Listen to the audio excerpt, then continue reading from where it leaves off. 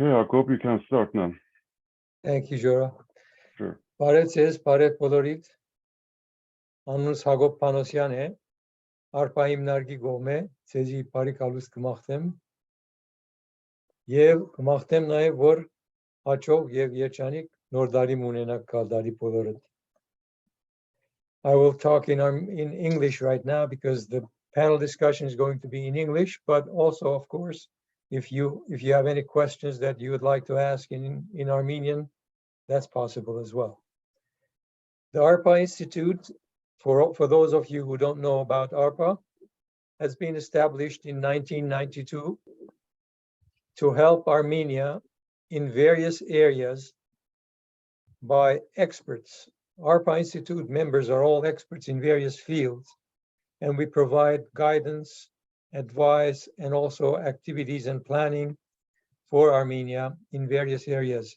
We work with the government, with the Academy of Sciences, with the universities, and we have projects going on right now.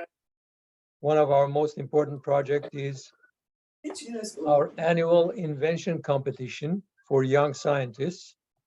And this year we had received 16 inventions in different fields. And what we do is we send the inventions to experts. And the condition is that every invention has to be evaluated by at least 3 experts. And then the winner is decided, and we give $5,000 award to the winning team or the person to continue their research and to advance even into a production, if possible. Our second project is the clean room that we are constructing in the Tölölyan National Lab of the Academy of Sciences. The clean room has already completed except for the instrumentation. We are currently trying to purchase instrumentation to fill up and have all the needed instrumentation in the clean room for research, advanced research. And of course, we need your help by donating, or if you have any expertise in that area, or if you have instrumentation or equipment that is needed in a clean room, we would be glad to have you donated.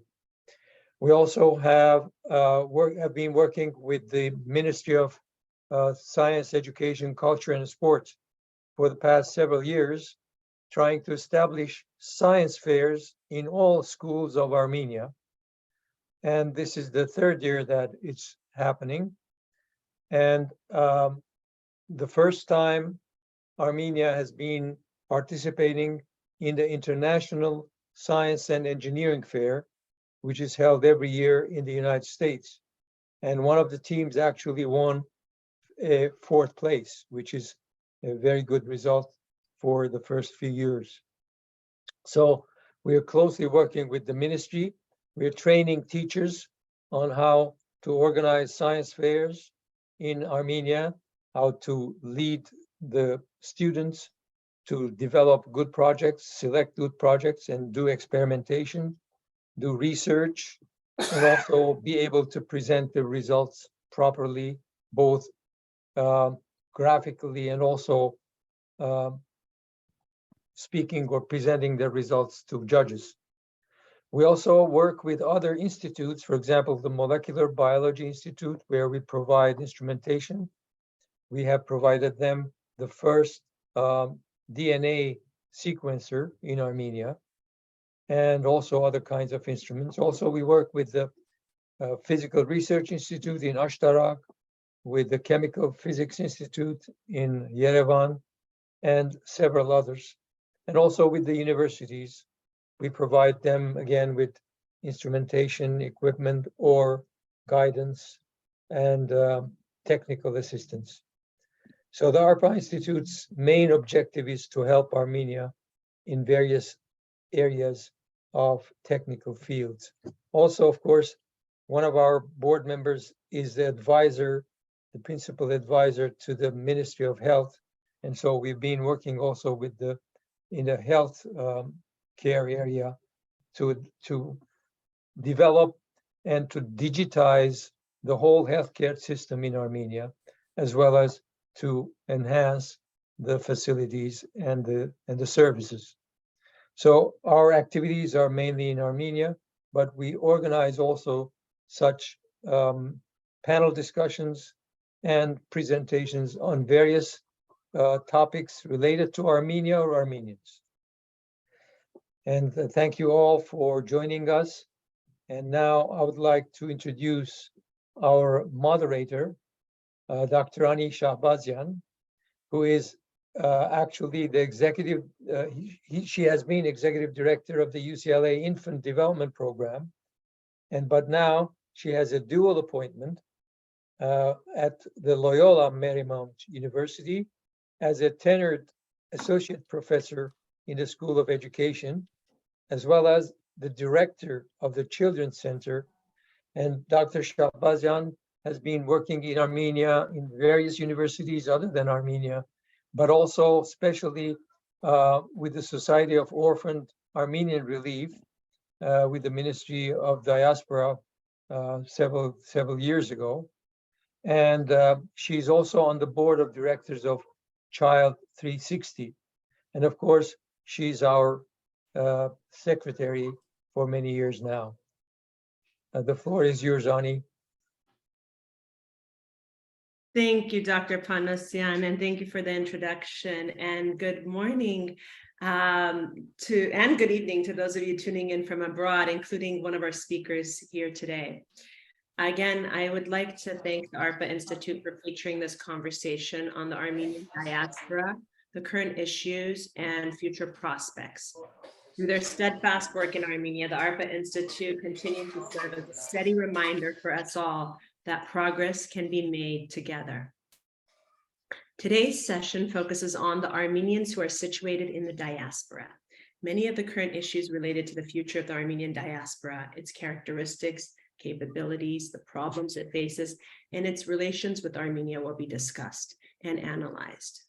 Moreover, the several types of relationships that will prevail between the homeland and diaspora entities and institutions will be examined.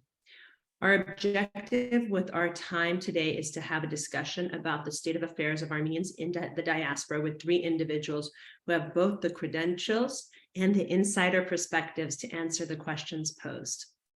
I look forward to all of us listening closely and engaging with our speakers. I will ask a series of questions as the moderator, and then I would like to offer the floor to you so that what I don't address, you can do so by writing your questions in the chat box. And so allow me to tell you a little bit about our speakers here today. Dr. Khachig Tölölyan received his BA from Harvard in molecular biology and his PhD from Brown in comparative literature. He was a professor of literature and the humanities at Wesleyan University, Connecticut for 47 years. He is the founding editor of two periodicals, one of them called Diaspora, a Journal of Transnational Studies, which has played a foundational role in the creation of diaspora studies as a field. He has published in Armenian countless articles and columns on diaspora issues and a book titled Spurki Mech in the Diaspora. He co-edited a volume on diaspora identity and religion and published many scholarly articles on diasporas, exile, nationalism, modern American literature, and Armenian literature. We're so lucky to have you here today, Khachig. Thank you for joining. Thank you. Next, we have Vahe Sahakyan.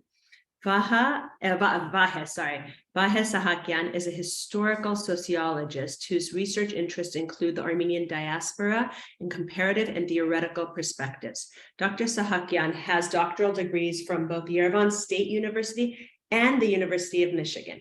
He is currently a senior researcher and information resources specialist at the University of Michigan, Dearborn Armenian Research Center. Thank you for joining us, Vahe. And last, we have Dr. Hratch Tchilingirian, who is a sociologist specializing in Middle Eastern and Armenian studies with a focus on identity, culture, religion, homeland, diaspora relations, and interethnic conflicts in the Middle East. and the Caucasus. He is associate in the Faculty of Asian and Middle Eastern Studies, University of Oxford, and associate professor of Armenian Studies, Hratch, I'm going to ask you to pronounce that so I don't butcher it, at the Institut National de... Are you on? Des civilisations, langue et civilisation, INALCO in short. Perfect. And the director of the Armenian Diaspora Survey, a 10-country public opinion research project funded by the Gulbenkian Foundation, about which he has published 2 of the projected 4 volumes. He is the author of The Struggle for Independence in the Post-Soviet South Caucasus, Karabakh and Abkhazia,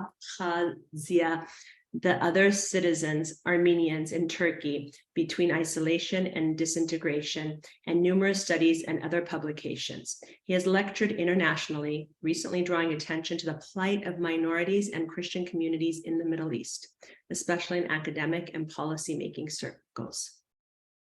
Thank you for joining us here today. Thank you. I'd like to start by posing a couple questions regarding diasporic identities, Armenianness in the diaspora. And I'd like to start by asking Vahe if he would be so kind as to just very basic describe to us who is the diaspora when we talk about the diaspora. How do you define diasporic Armenianness after that? Well, thank you for the question.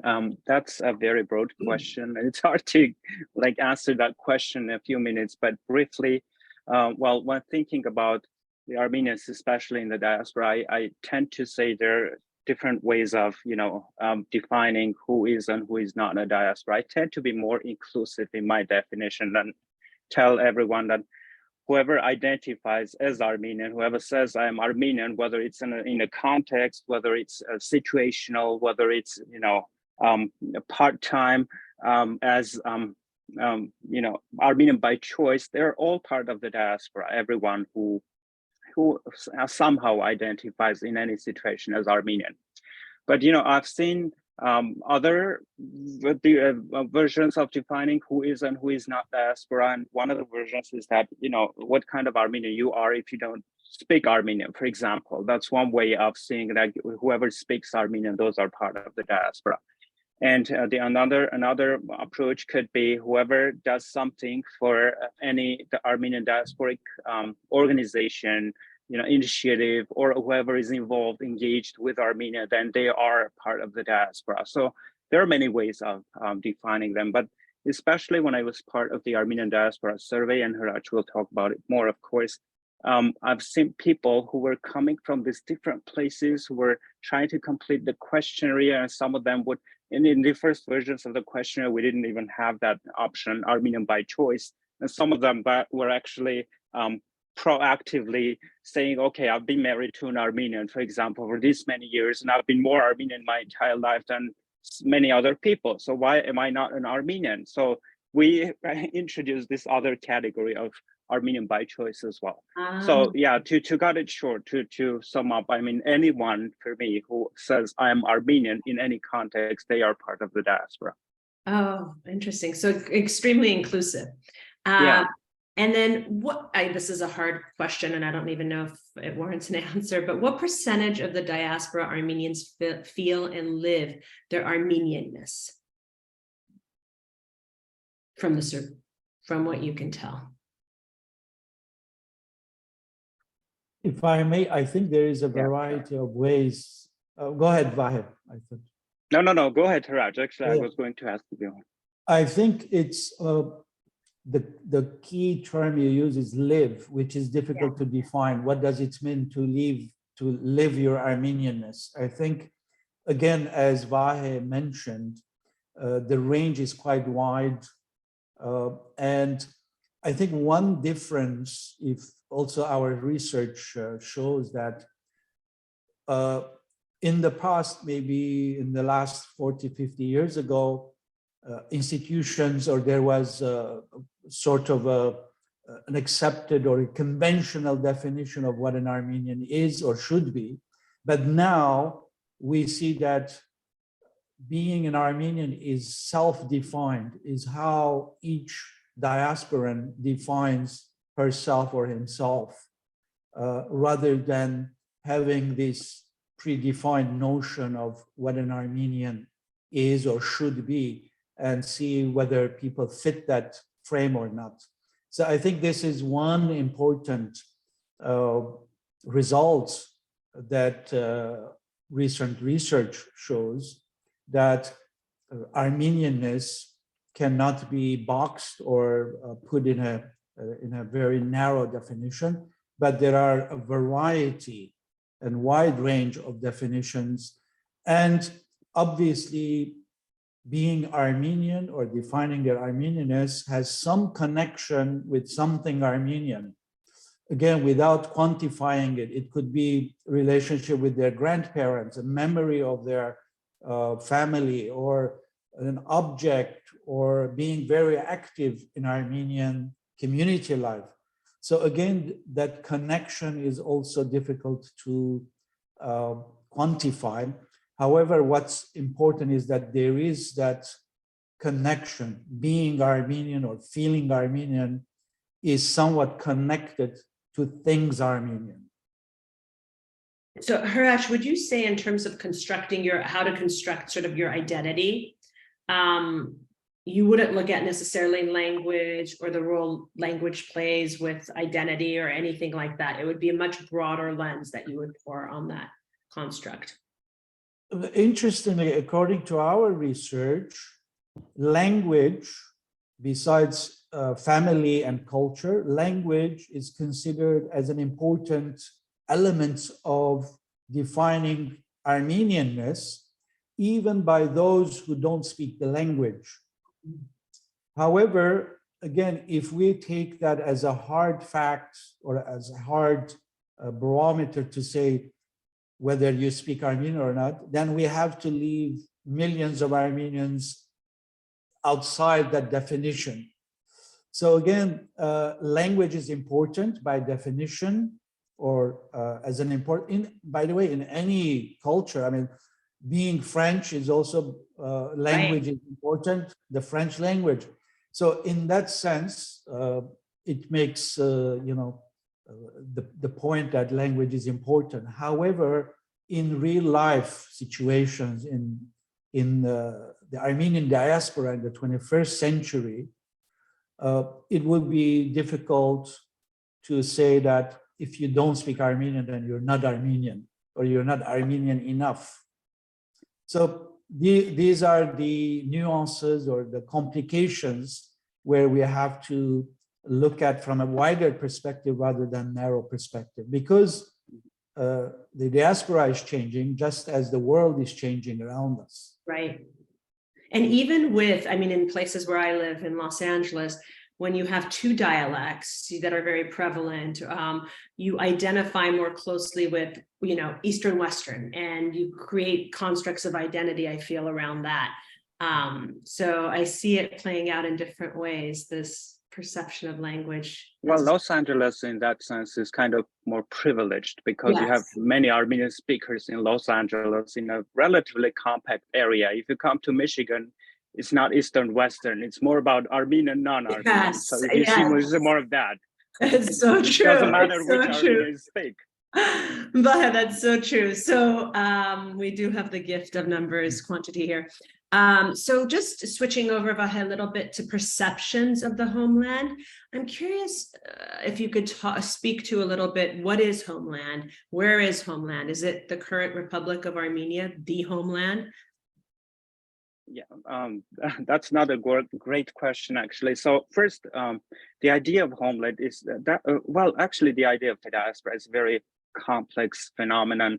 It's commonly accepted among various scholars of comparative diaspora studies. So if we think, for example, that there are diasporas that do not have these state homeland states, for example, the African diaspora, what's the homeland state for the African diaspora, or the Caribbean diaspora, what is the homeland state? We will have a better idea of how complex the issue of homeland is. Well, and coming back to Armenians, we can record many different things when people talk about the homeland. wish I did more, interviews outside the U.S., but I did many interviews within the U.S. in as part of the Armenian Diaspora Survey, and I've observed the following. So it's not, it's based on observations. It's an educated and informed observation, but we still have more evidence to analyze this. So first of all, when I ask about Heidenik in Armenian, there is an immediate connection with Hayastan. I mean, Heidenik, yes. And the second thing, then people start talking about Armenia, that's very natural and an immediate connection. However, that Hayastan, when you try to understand what that Hayastan means, for some, it means the Republic. They visit the Republic, they're connected with the Republic. For others, it's just a symbolic Armenia. It can be buried somewhere in the past. It can be the future Armenia. It's an imagined, this ideal country in which we will eventually all live, but when and where it's not clear, the symbolic image. But when we use that same thing in English, for example, when I ask about the homeland in my English interviews, I mean, it's totally different. I mean, people sometimes are confused. What is homeland? What do you mean by homeland? It's homeland security, homeland. I mean, homeland can mean a lot more different things. So there is, again, the connection with Armenia sometimes, especially among those who are connected with Armenia somehow, one way or another. There is this symbolic image as well in the English language interviews, but there is the extra level as well of confusion. What do you mean by homeland? Because homeland in English means many different things than just Armenia or in any sense. Thank you. Thank you. You just made me think about one area that I would love to ask you about in terms of identity, which is this sense of a hybrid identity and some of the challenges that hybrid identities face, and how does a hybrid identity even evolve over the generations? The potency of the intergenerational trauma. There's so much that could go through that construction. Well, in my work, actually, I'm trying to explain and understand and explain how diasporic identities develop and evolve over time. So when we talk about Bahbanutsun, Haya Bahbanutsun, for example, preservation, I see that these are attempts of Armenian cultural production, how to continue the production of Armenian culture through generations, but each generation has its own way of experiencing, living, producing, and practicing this culture, and eventually this culture is has a lot of influences from many different local cultures in which Armenians live. That's why at the end, like after a generation or two, we Armenians are able to distinguish, oh, here's a Lebanese Armenian, oh, here's a Persian Armenian, oh, here's a Russian Armenian, this is an Armenian American, this is a French Armenian. I mean, because we all have these other layers of other cultures in all of us, and that's the hybridity, that's the mixing that we're talking about. I lived in Lebanon, for example, for 3 months, and I lived in a very not affluent neighborhood, so that was one of the neighborhoods controlled by the Khachig party, and I get to interact with many different people, both upper class, middle class, lower class. And I was fascinated to learn that many Lebanese Armenians don't actually speak pure Armenian. It's a mix of Arabic, Armenian, and part of the Western Armenian spoken I couldn't understand because it got many Arabic words. But it is natural. I mean, that's how cultures actually, vernacular cultures actually develop and evolve. I mean, they're literary cultures, and people do not interact in literary ways. There are many vernaculars evolving, and these are sometimes getting into literary cultures as well. So that's one way of mixing. Another way, which is prominent here in this country, I mean, English has become so dominant in many of the churches, many of the places, many Armenian spaces, that it almost became a language in which we can practice our Armenianness again. I mean, but imagine from the perspective of the 19th century, no one could imagine that, there would be a time when people would practice their Armenianness in English language. Well, and that would be natural for everyone, for people at least in those areas. I want to say something. Yes, please do. Yes, Khachig. I think the word hybrid it recognizes a difficult reality, but it introduces problems. So it's always helpful to couple the mention of hybridity with the mention of shifting. To give you an example, I'll use myself. I was born in an Armenian family, speak Armenian fluently, have written in Armenian. But for 50 years of my life, I functioned in the American university. When I was functioning as a professor, I spoke entirely in English and did what a professor is supposed to do. Then I could switch to being an Armenian. It wasn't so much a hybridity of being, it was a switching of functioning. Sometimes you function as one, sometimes you function as the other. You could say, but doesn't that mean you mix the two? And the question is how much the mixture affects. For example, Vahe said, in the district of Beirut, they were speaking Armenian and Arabic together. That's an actual mixing. It's different from being able to speak in Armenian and to speak in Arabic. So I think there are two words. One has to do with being, one has to do with doing, or being and acting. And some people shift between being as one, between acting as one and acting as the other. I want to get that in. I think that's such a nuance, but such a salient and important distinction. And one thing also Vahe had mentioned when he was speaking was this notion of preservation of culture, the notion of preserving the identity. And I often think of, preservation versus creation, and at what stage that happens. Because when I think of preservation, I think of mummies, like it has a more archaic feel to it. And then when I think of creation of culture, I think of people who are doing amazing things currently and are also Armenian, and how that is impacting their communities and elevating their, their immediate and not so immediate environments. So I guess my question would be, at what stage of the diaspora does it go from preservation to creation, or does it? Does that formation occur? I think the turning point is the transition from the first immigrant generation to the second generation, when there is a little bit of still preservation, because the second generation still speaks the language, still wants to kind of preserve. I use quotation marks because that's really not a preservation. That's kind of reproduction, because they're doing it in their own way. And by doing this, they also create something new. It's just not just pure repetition or imitation of the culture, but it's creating something new, contributing something new. And it transitions as it transitions from the second to third and down the generations, then it becomes more of a creation than preservation. And if we look at culture developing this way, that it's always changing and always developing, you see that, we can observe that how Armenian culture actually has changed since 15th, 16th century until now, and how it will change in coming, decades and centuries. So interesting. Thank you. They can coexist, but predominantly it's what Vahe described. You're creating and changing culture, but all sorts of people who are involved in that insist on the preservation of something, anything from a certain kind of music to a certain kind of cooking. So the two can coexist, but the primary drive is not bahbanum, but popokhutun, not keeping, but changing. Right. Beautiful. Thank you. And one question I just wanted to clarify, Vahe, when you said first generation, did you mean first generation born, or?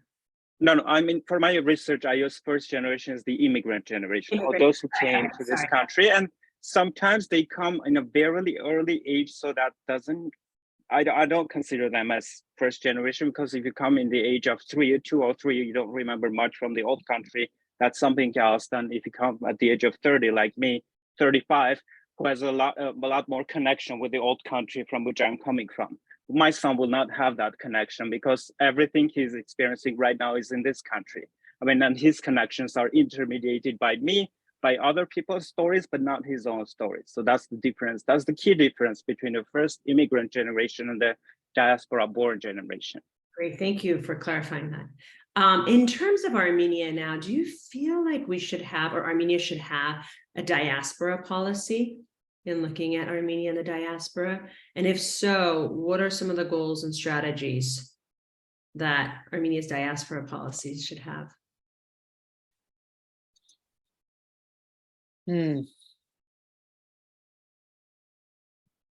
Well, the study of other countries and diaspora policies of other countries, one of the things it shows is that powerful established countries, China, India, tend to have different policies about their diaspora than weak countries. I just yesterday read an article about the Lebanese government and its inclination towards the Lebanese diaspora. Lebanese state is a weak state. Lebanese governments change all the time. And for them, their large diaspora, I don't know if you recognize this, but Lebanon has more Lebanese outside the country. Just like Armenia, there are more Lebanese outside. It's very important for the various factions of the ruling Lebanese elite to court their diaspora, especially during voting time, when dozens and dozens of planes fly into the country with Lebanese citizens overseas, Lebanese diasporas who come and vote. So it's very difficult to say this is the policy of every country from India with 1.2 billion people and Lebanon with 5 million people. The governments, the policy changes depending on how badly the ruling elites, the ruling leadership of a country think they need their diaspora and for what. I mean, that's the other thing. Do you need it, and do you need it for what purpose? Many African countries now try to organize their diasporas in Europe because they desperately want funding to come back. That's a just money-driven policy. Now, the Armenian government has always looked for financial support from Armenia in certain ways. It has not looked with sufficient skill for political support, so that the political support that Armenia has received in, say, the United States was not organized or really significantly shaped by the government of Armenia. It was shaped by the Armenian National Committee and the Armenian Assembly, which are American Armenian organizations. And so that's why it's difficult to generalize. It matters a lot if the government of the homeland is strong state or not, is strong or not, if it knows exactly what it wants and how hard it presses. And my own sense of the governments of Armenia, the succeeding governments of the Armenian state, is that they have not known and they have not worked skillfully to mobilize Armenian diaspora. And there's always the problem that the shortcut is to dominate the diaspora. Most efforts to dominate the diaspora are only partially successful. Most diasporas are too big, too diverse to be dominated by the homeland. So you're asking a question about something about which a great deal of scholarship is written, but it doesn't agree. So it's not possible to speak with a single voice about what it should do. I'd like to hear what my colleagues have to say on this. That's just my view, of course. And just to add to your view, if you don't mind speaking to a little bit about the past history and examples of the past history of relations between Armenian diaspora and the homeland, to see if there's any lessons for us. I mean, in the first few years between 1988 and 1994, when the Soviet Union was breaking apart, and then until the Karabakh War, the first successful Karabakh War, the homeland government of Armenia was primarily concerned in how it would regulate major diaspora political organizations that wanted to come into Armenia and do things. It was primarily the ARF, or the Dashnaktskyun, that was seen as a problem. And there it was mutual, eventually what developed was mutual hostility. That is to say, Levon Ter-Petrosyan's government started viewing the Dashnaktskyun as a problem, and the Dashnaktskyun definitely viewed him as a problem. So there you were. It didn't work out very well. But at the same time that was going on, other organizations in other ways were helping Armenia, working for Armenia more successfully and with less punitive or preventive behavior from the government. And both Vahe and Hratch are probably better equipped than I am to narrate the way in which these things shifted over time. There was never a full welcoming, I think, of the diaspora, but certainly the degree of hospitality versus hostility that the Armenian successive governments demonstrated towards diaspora organizations changed. But it's always very important to say, do you mean the attitude of the government of Armenia towards formal institutions and organizations, the kind that Hratch is going to talk about, or do you mean the attitude of Armenia towards Armenian people? The original Levon Petrosyan's government, for example, was opposed to granting dual citizenship to most Armenians on the valid grounds that, they don't live here, they don't suffer here, they don't pay taxes here, they don't fight here. Why should they be citizens? 10 years later, Khacharyan's government started acting differently. And here's a statistic for you, Ani. In 1960, only 1/3 of all countries that existed then recognized dual citizenship with their diasporas. Now 2/3 do. Wow. The world is changing. It's not just us. It's changing. Some countries change back. India, after 20 years of being more and more permissive, last year India cracked down on diaspora Indian citizenship.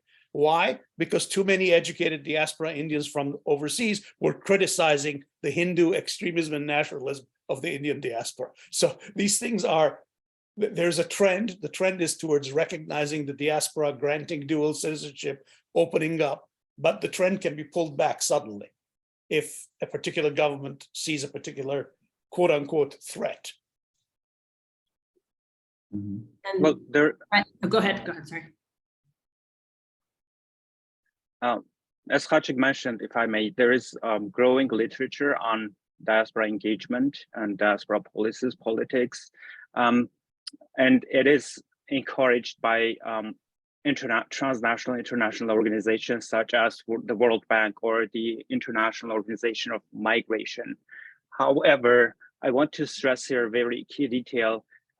These diaspora policies, the migration, the policies towards the migrant populations, which would be a better word for those than diaspora policies, they're less applicable for Armenia and its policy towards the diaspora, because those policies, those studies actually encourage states' relations with their former or current citizens who live abroad, who are outside the state. So in that sense, if Armenia chooses to follow some good examples from these comparative cases, then it will have to define who is the target of the diaspora policies. If these are the citizens of Armenia, the former citizens, or the current citizens of Armenia who live now outside Armenia, this is totally different. You should do something totally different. But if this should include the so-called traditional Armenian diaspora, the genocide survivors, or those who came before, then this will require a lot different approach to if you want to target everyone, if you want to be more inclusive in your diaspora policies. So I think, yes, Armenia does need to have a diaspora policies, but historically, Armenia's diaspora policies have always been state-centered. That's the word I'm using, state-centered. So the benefiting part of those policies has been Armenia as a state. So whether it's Soviet Armenia or it's the post-Soviet Armenia, in most cases, predominantly, that's why the Soviet policies, for example, didn't care much if some diaspora communities would eventually disappear, what would happen to the diaspora, especially in the 20s, 30s, and 40s.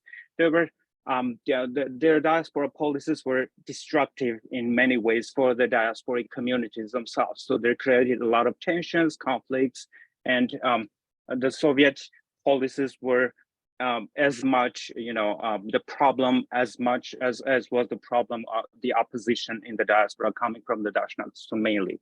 So yes, again, I think Armenia should have a diaspora policies but the goals and the approach, the strategy will need to be clarified and defined before starting any actual implementing things. Currently, Armenia does have something which is a policy of repatriation, and it hasn't been very successful, but there is the policy of engaging diasporas in Armenia, which has been more successive. So, yeah, and but I think Armenia still lacks a well-defined and strategy for diaspora policy. And in terms of the structures that represent or can represent the diaspora, is it possible to create a diaspora representation, do you feel? Do homeland governments try to shape their diasporas, as you were saying? If so, how? They do, yes. And there is much research that actually advocates for this, that homeland governments should be more proactive in creating governmental structures in the diaspora. I don't believe this because I think diasporas are inherently ungovernmental. And as Khachig mentioned, they're too diverse, too broad, and too dispersed to be governed in any way. However, this said, that's why I don't think it's possible to have any representation in the diaspora and to create a representative body. Because in order to have a representation, first of all, you need to have numbers. What is the number of the diaspora? That's another question to ask. I mean, and it comes back to the definition, who is and who is not a diaspora. So it's all diaspora boundaries are not clear cut, and there are these fuzzy and porous boundaries. People with these situational identities are here and there, and it's impossible to define. I mean, eventually, should this person count as a member, as someone to vote in for any representative position or not? So it is possible that some people may suggest, distributing some kind of ID cards to people to vote. But anyway, this will create more exclusions again than inclusion. That's why I don't believe that diasporas can be representative or governmental in any way. Because I'm coming from a more inclusive approach, including everyone, right? So in that sense, I don't believe that it can be representative in any way, that it's inclusive in terms of all countries, in terms of all social classes, in terms of all people who identify in many different ways as Armenian. Thank you, Vahe. Khachig, did you want to add anything to that? I want to hear what Hratch has to say first. And okay, sorry, Hratch. I think I'd like to add a few points. Number one, that the diaspora, the reality is that the diaspora is older than the Republic of Armenia. So the diaspora has existed for centuries, but at least in the 20th century, the diaspora was able to rebuild itself after the genocide, creating institutions, preserving the language, passing on the culture, and so on and so forth, without any practical or direct help from any of the three republics that have existed. I think this is important because the diaspora had been, quote unquote, self-sufficient in living or keeping the language and culture vital. Now we have, in the last 30 years or so, the Republic of Armenia, and the diaspora has focused all its attention, its resources, rightfully so, towards Armenia and keeping Armenia vital, secure, and so on and so forth. Now, what happens in terms of what you asked originally, what should be Armenia's policy or Armenia's relation with the diaspora? We know that culture and language have been key elements of preservation of Armenian identity. And Armenia, if anything, they need to focus on these two areas to help or to engage rather with the diaspora. Culture, for instance, during Soviet Armenia was very much part of the public diplomacy that was used. Many people remember in the Middle East or around the world in Europe where poets used to come, the musicians, the classical, ensembles. There was a lot of cultural engagement with the diaspora. Armenia presented the Armenian culture to the various communities in the diaspora. They used to publish books, textbooks for Armenian schools in Soviet Armenia, in Western Armenian, for the needs of Armenian schools in the diaspora. So we see that in the past, these things have worked and they were appreciated. And the connection with Armenia, if there is going to be any connection with the Republic of Armenia, it has to be on concrete ways of engaging with each other. Just having a policy or a dream is not enough. Policies are good to have as an outline or as a vision, but in the end, you need to have the actual activity, the actual product, as it were, to engage, to cement, to bridge Armenia and the diaspora. Secondly, related to this is that you have to invest. Armenia as a state, we always talk that Armenia is a poor country. It has million needs for its own people. So if that's what the situation is, then we have to wait until a time where Armenia as a state invests in its relationship with the diaspora. Just as other diasporas that Khachig mentioned, China and France and Israel and so on, it's not just stating a policy, but they invest by actual, through financial, by creating institutions or making things happen through resources, providing resources. So perhaps we need to wait until Armenia is in such a stage where it could also invest in people and in resources to have really a real life engagement and impact on diaspora's cultural needs, language, vitality, and so on. I think if I may say two things very quickly. One is that Armenia is in a crisis and has been not just for the last 2 years, but really it hasn't been, as Hratch was saying, it hasn't been a fully developed country in certain ways. And it's those people who represent Armenia want to make Armenia seem dominant relative to the diaspora. So I'm going to read you a single sentence, first in Armenian, then in English. Kerakuin hay marmina ais moloragin vra Hayastani beduchunne yev verch. Miag yerashtrike beduchunne. From Levon Terbedrosyan to Sinanyan, this has been a continuity. In English, this means the supreme Armenian entity on this planet is the state of Armenia, and that's it. The only guarantor is the state. Fine.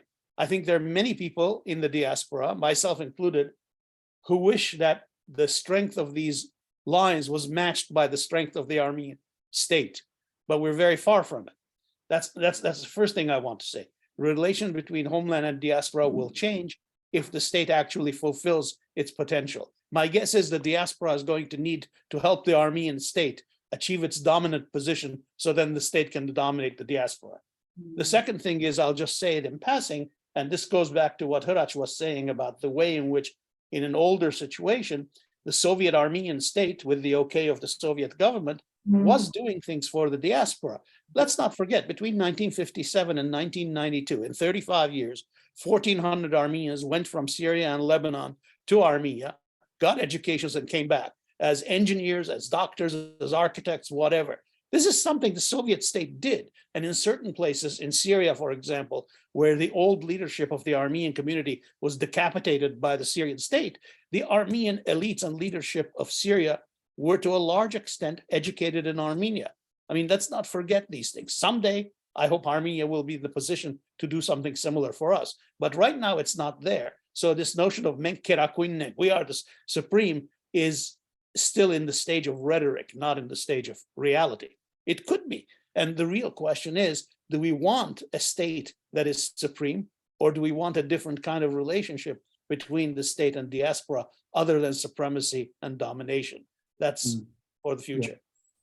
Yeah. One more point in continuation to what Khachig is saying. I think there's also, in the last 30 years, a sense of disappointment in the diaspora, where the diasporans, at least in most countries where they live, they expect a certain level of equality and respect for rule of law and so on. And the disappointment with what we saw in the last 30 years has also affected this relationship. Because what most diasporas expect is Armenia to be a really a country that prospers through, equality and justice and respect for laws for its own citizens and how they are treated and so on.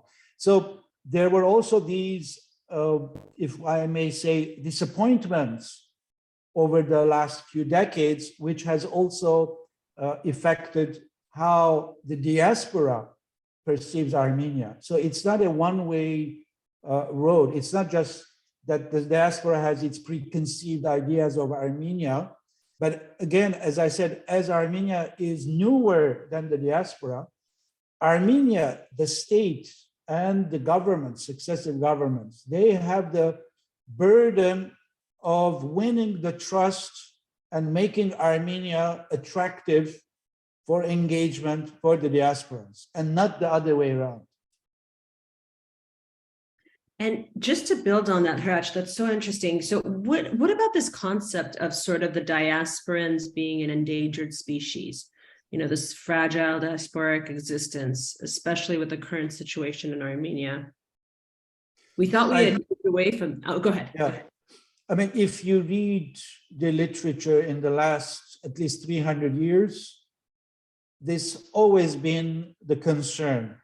I mean, you read literature in the 1920s and 30s in America, for instance, there is this big concern and anxiety about the youth. We are losing the youth and they are being assimilated and so on.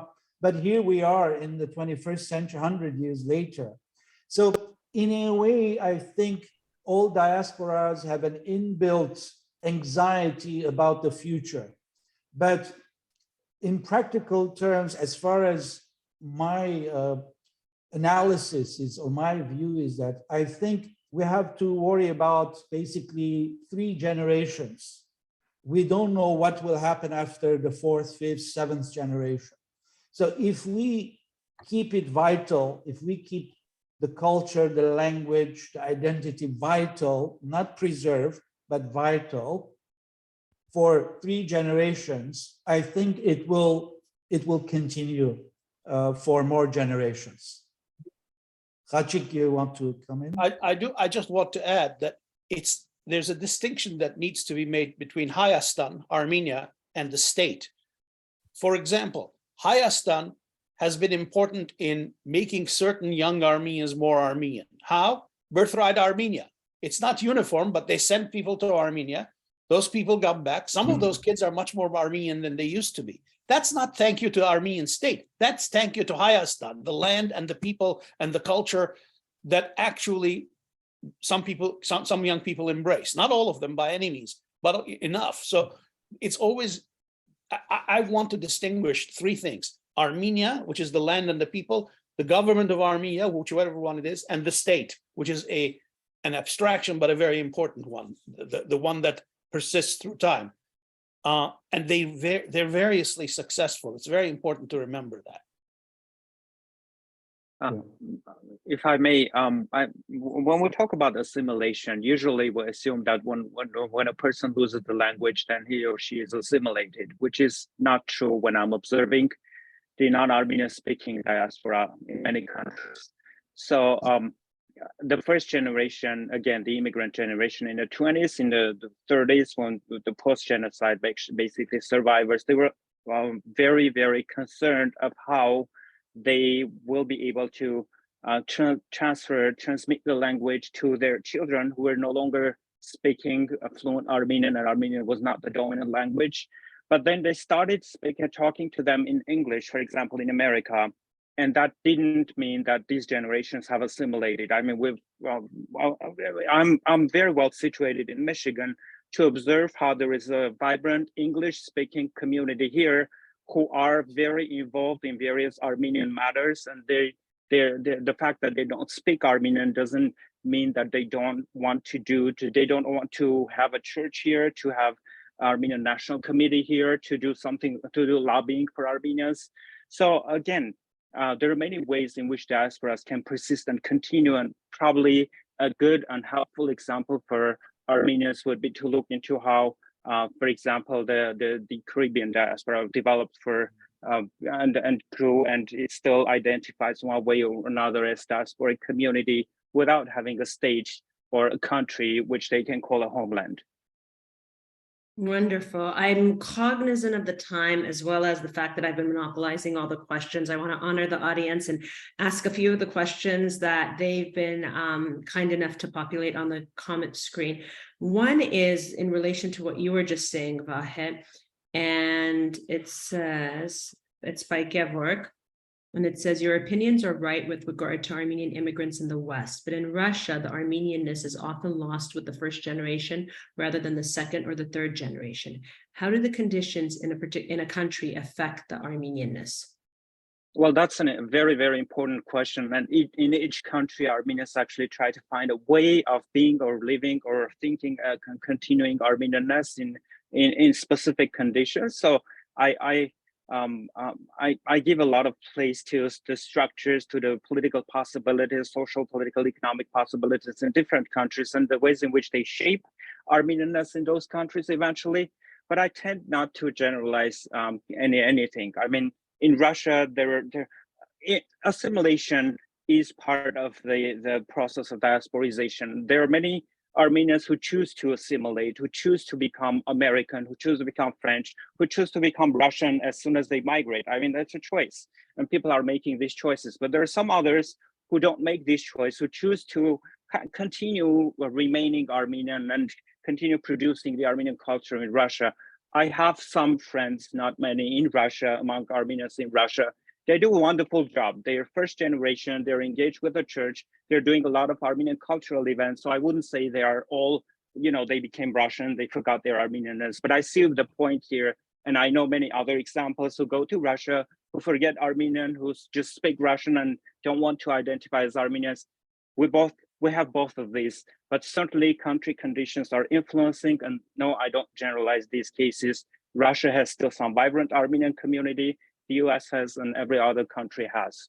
But assimilation still exists in in all of these countries, except from countries in which certain boundaries were imposed on Armenians. For example, in the Middle East, in Lebanon, for example, when you were defined as Armenian because you were part of a church. I mean, you would get your birth certificate, your marriage certificate, your everything from the church, not a government agency. So that's kind of imposes some boundaries on you being Armenian. Thank you. And Joseph asks, on rare instances, I've met Armenians who could speak Armenian, but seem to not identify as Armenians. How would such people be categorized? And maybe Hratch, this goes to your survey. There are many Armenian speakers who are not Armenian. They are not born of Armenian parentage, but they speak Armenian. I know several of them who are Armenologists who speak fluent Armenian without mixing any other foreign words. So Armenian is also a language of communication and study and whatever. So why should we be surprised? I have a Chinese student in our master's course in Paris, completely Chinese, but she speaks Armenian fluently. Wonderful. Thank you, Hratch. I do want to take a moment to recognize amongst the audience, we have some notable scholars that have joined us today, and we appreciate your presence. Professor Levon Abrahamyan, who is a well-known anthropologist and historian from the Institute of Archaeology and Ethnography. Then we also have Professor Ara Sanjan, who also has a great deal of knowledge on the diaspora, especially the Middle East. And we also have Dr. Razmik Panosyan, who's the head of the Gulbenkian Foundation, who has written a book on the Armenian diaspora. Thank you for joining us here today, and please feel free to engage in the conversation as you wish. Another question that was posed by the audience was, what should be the actions of homeland government and society to actively engage and integrate the diaspora into building the state? I may add also that Dr. Hagop Gülücan, I think he's with us as well from UCLA. Thank you. Sorry, I missed you, Dr. Gülücan. So any actions in Armenia to facilitate the reproduction and preservation of the diaspora? That's a question posed. I think we addressed this earlier in the sense that the impossibility almost of any entity controlling or trying to reproduce, if that's the word that's being used, the diaspora. I think the diaspora is very diverse. It has geographically, it's very spread out. So it's very, I think one point that I always make in my discourse on these issues is that Armenians constantly talk about uniting and unifying and coming together. We're always talking about unity, but many times we're talking about impossibility, or we talk about creating a representative body in the diaspora. I think these are impossibilities because you will never be able to include every Armenian diasporan in any united or unified body. There will always be Armenians who are outside. You could have, like we have, you have organizations who represent certain segments of the diaspora who have been around for a very long time. They have membership, they elect their members. This is fine. But to talk about the entire diaspora or the entire Armenian nation being unified under one umbrella, whether the Republic of Armenia or anything else, I think we should stop talking about these impossible things that will never happen. I think what's important is that people can come together around certain projects, around certain objectives. Yes, this has happened, it's possible, and it's doable. So we need to talk about the objective that we're trying to achieve, not the process. We are constantly talking about setting up structures that will eventually, supposedly, lead to the execution of certain objectives, rather than identifying the objective and say, let's work together towards making this happen. And let's find the best people who could help us get there. And this is another thing that maybe we could talk a little bit about it. It's in terms of diaspora institutions, organizations, and the individuals. I've said, maybe some people find it controversial, but the power, the resources of the diaspora, the rich resources that we constantly refer to, is among individuals, not organizations at the moment. So obviously the diaspora organizations and institutions, they've done a lot of work in the past 100 years, especially the conventional, the political parties, the church, and, charitable organizations and all that. But we see that in as much as there are problems in Armenia, in the state and in the government, but there are also problems within the organizational structures and entities in the diaspora, which are never addressed in a concrete way.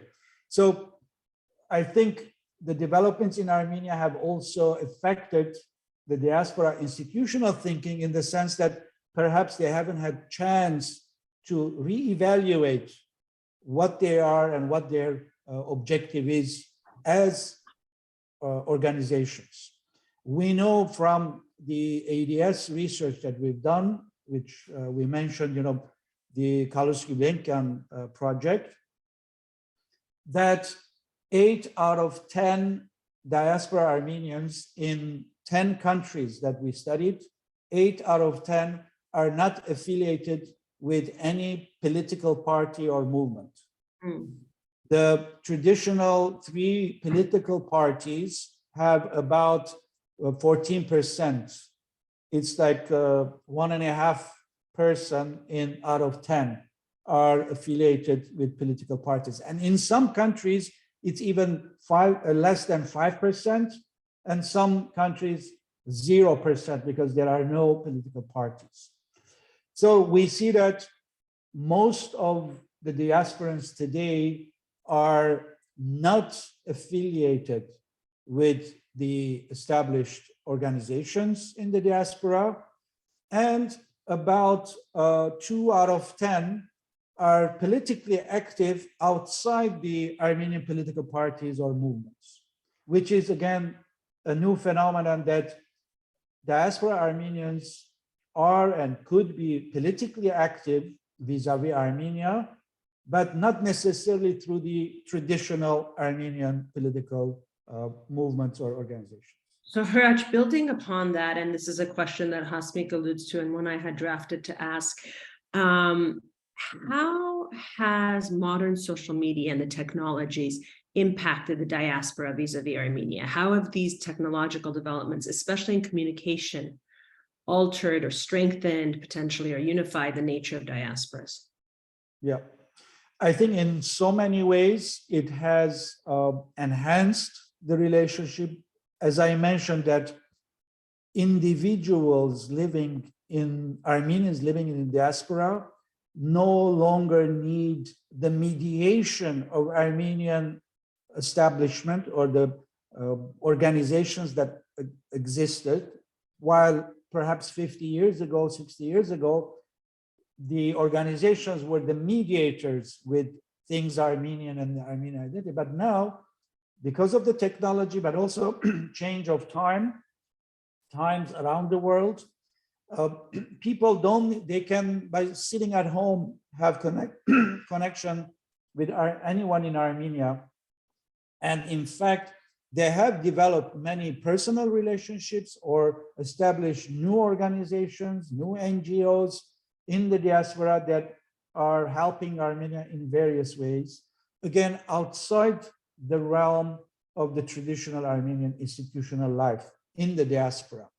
So the technologies also provide platforms for new discourse, new political activism, because again, if 50 years ago, the stage of the Armenian school or the Agump was the platform for political discourse, now it's your smartphone or your laptop where you can speak with the world, and whoever wants to listen to you, they listen. And in fact, we know that today 20-year-old young people have millions of followers or hundreds of thousands of followers, Armenian young people, without or outside the traditional Armenian institutional life. So I think, I think the Armenian organizations in the diaspora have at some point, they must, it's not a luxury anymore, they have to rethink, reevaluate, and recreate themselves, or reproduce themselves in a way that is going to serve the needs of the 21st century. Thank you. And there's been a couple of comments regarding, and this might be more along Khachig's lines, comparing the diasporas. So the Jewish diaspora has come up a lot in the comments. Silva Tersakyan asks specifically, how do you compare the Armenian diaspora to the Jewish diaspora? Even though it may seem obvious that they're comparable, they're not. We can learn a lot from how the Jewish diaspora behaves, and even more from how Israel handles the Jewish diaspora. But we're not easily comparable because the differences are more numerous than the similarities. The Jews are, how shall I say? Jewishness is a different kind of thing than Armenianness.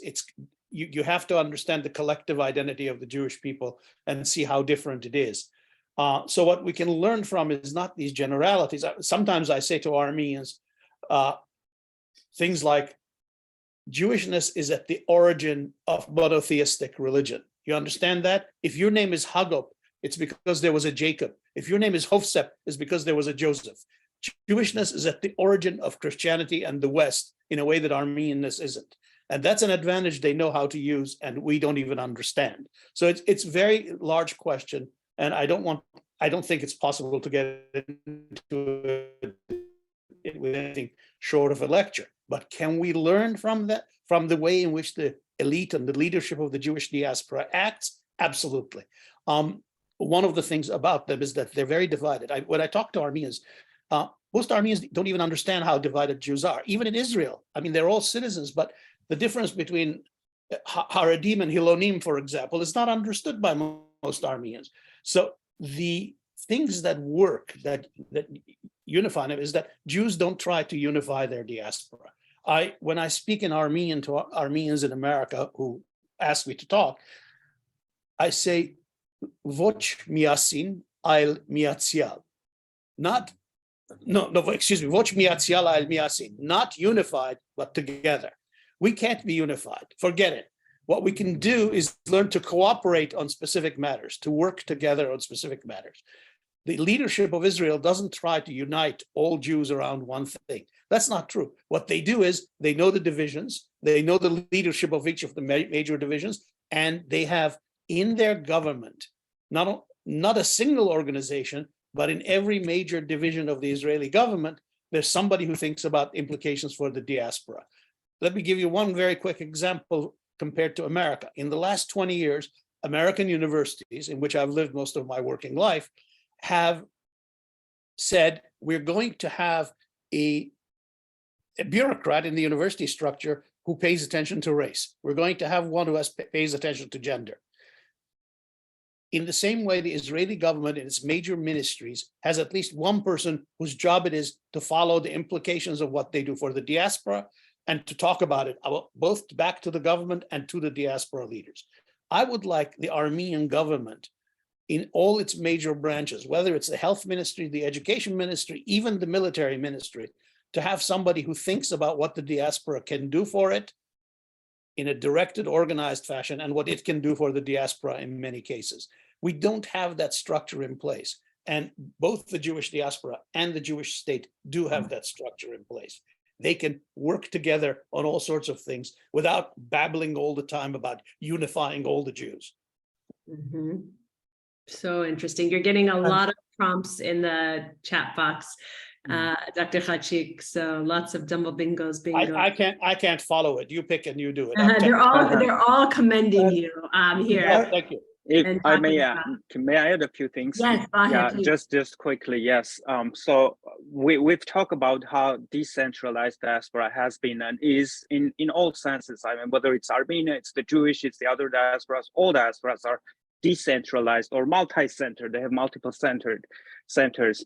So any state that wants to have a diaspora policy, in fact, has to have a decentralized policy. It cannot be a centralized policy, and you have one model and you apply to everywhere. That doesn't work usually.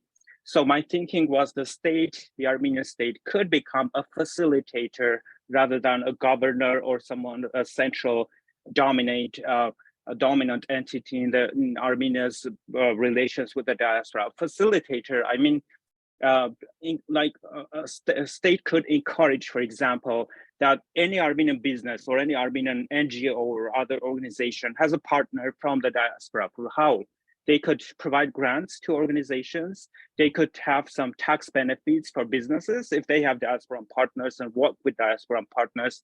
And coming to internet, you can easily find any organization or any business in your area outside Armenia or in Armenia. So that's not an issue nowadays. And the second issue, the Republic of Armenia could be more present in the lives of many diasporans. They should think of in which ways they could be more present in everyday life of Michigan Armenian diaspora, or someone who lives in Michigan who doesn't know what's happening in Armenia, what's going on in Armenia. So Khachig mentioned about Birthright Armenia, Repat Armenia. These are both actually important programs, and some of the youth I've interviewed, they really change when visiting Armenia. So that's a crucial point in the lives of young generations. So that could be one way of being present in the diaspora. Another way would be with the way in which Hratch mentioned, like doing more culture, having more Armenian, for example, artists, various kinds of performers coming to different diaspora communities, not just Los Angeles, because many of them actually naturally tend to go to Los Angeles because there is a big audience and there is a big Armenian speaking community. So these are the two ways. I mean, having the decentralized policies and becoming a facilitator, and also becoming more present in the lives of diaspora Armenians. Can I say something about? Yes, please do. Just very quickly. I'm old and I'm inept in terms of the cyberspace, let's say. But I watch my students and I've watched them for decades. They've gone through the Facebook generation. They're the TikTok generation now. I can't keep up with them. Other people may. But the fact is that the key fact that you've mentioned and others have mentioned is that the existence of the digital space has meant that we're more connected than ever. Fine. And that connection makes all sorts of things possible if we act right. But we can't assume that connection means that we can get people to be committed in a united fashion to a particular cause. In the United States, what Facebook has done is it has polarized, it has created opposition, it has created rage as much as it has created anything else.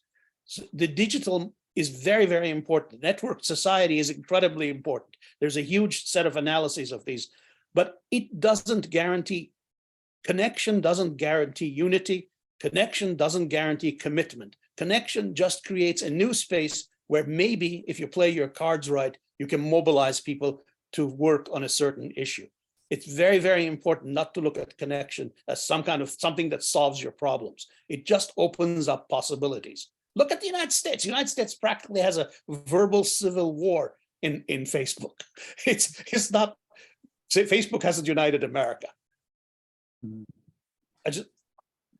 I want to add 2 points about comparison with the Jews and Armenians. I think number one, that a young person growing up, a teenager and a young person growing up in a Jewish community, what they get from the community is that we are here to help you be successful in whatever you do in your life. They don't say that we want you to be a good Jew. We Armenians, what we do is we always expect young people to be good Armenians, but that's it. It's an expectation. But we don't say that we want you to be, we're behind you, we're going to help you be the most successful in whatever you're doing, whatever you choose in your life. I think this is part of their culture and philosophy. And secondly, they have a high culture of charity giving. Jews, they there are studies on this, almost more than 90%, they regularly give donations to various causes, including non-Jewish causes that they believe. I think the point is that, as I said earlier, you have to invest, not just talk, but you have to also, when the time comes, you have to invest through donations, through financial support, but also you have to empower. I think Armenians, we don't empower enough people to do whatever they do the best way they can do it, because if they are able to do that, then automatically they are engaged, they are connected with things Armenian. Everyone's commenting on the great points you're making. There was one question that came up that I inadvertently skipped over, is the genocide's role in unifying, impacting Armenians globally. What do you feel its impact has been? I mean, I'll take a shot at that. I think the genocide, you said the genocide, right?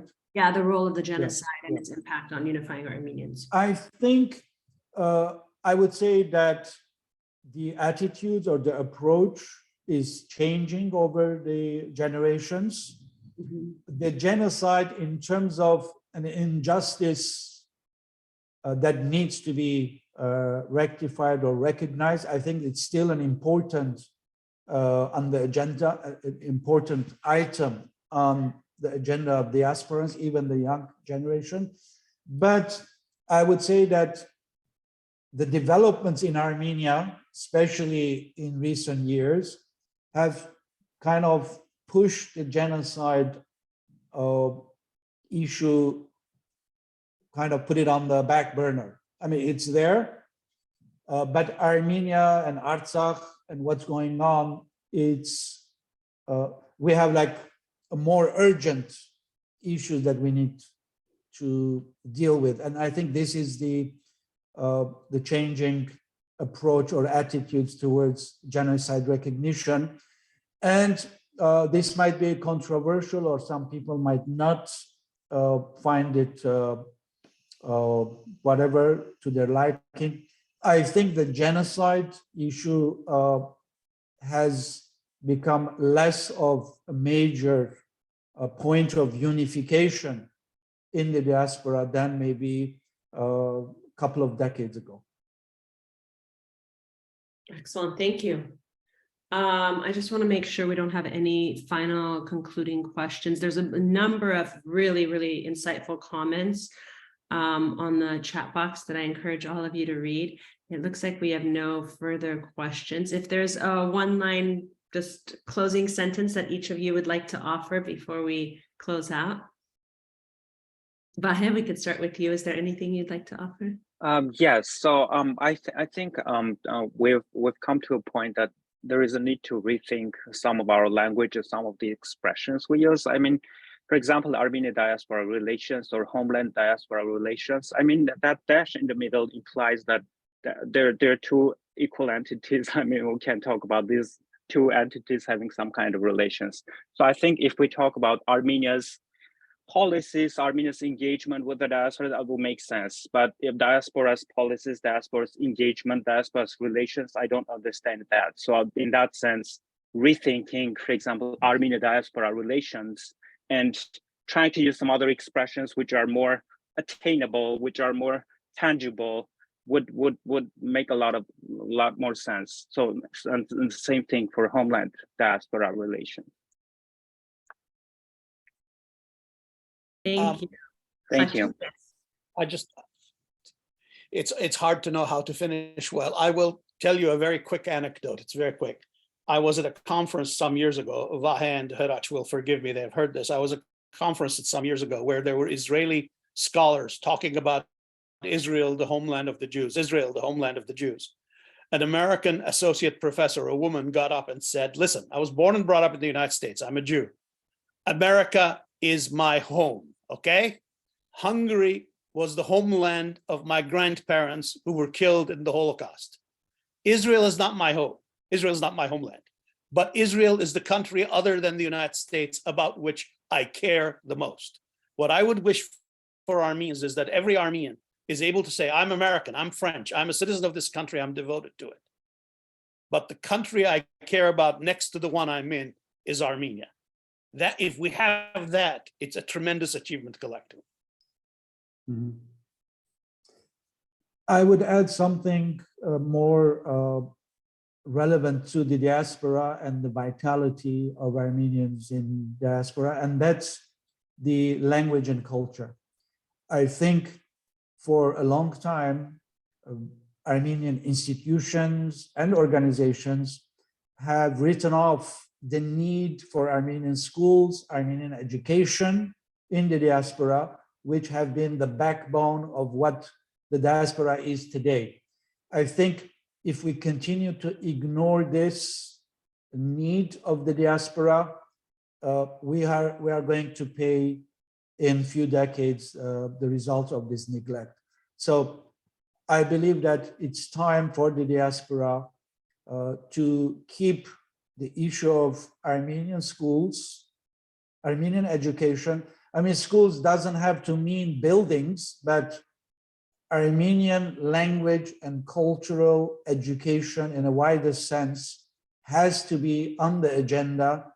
There has to be a policy, a program. It's not just wish and not just dreams, but it has to be part of the existence of these organizations. Otherwise, I think we're going to lose a lot of the things that we appreciate and see as vital for Armenia diaspora relations.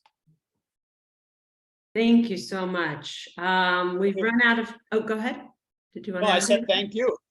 Oh, Thank you. we've run out of time. And I know there's an important game on as well. But this covered such important ground. Thank you all for joining. So we are going to have to leave the conversation there. But I really want to thank the panelists, Drs. Khachig, Tölölyan, Dr. Vahe Sahakyan, and Dr. Hratch Tchilingirian for taking these hard questions, and to all of you for investing in and watching with us today on your Saturday morning. Thank you from me, Ani Shabazian, and the whole team here at the ARPA Institute. Thank you for joining us. Dr. Thank you Panasian. very much, Ani. Thank you, panelists. This was a very, very good discussion. And I would like to end with a positive note. As you might know, the Armenian Virtual College now is an online system that teaches both Armenian culture and Armenian language. So there is some positive developments.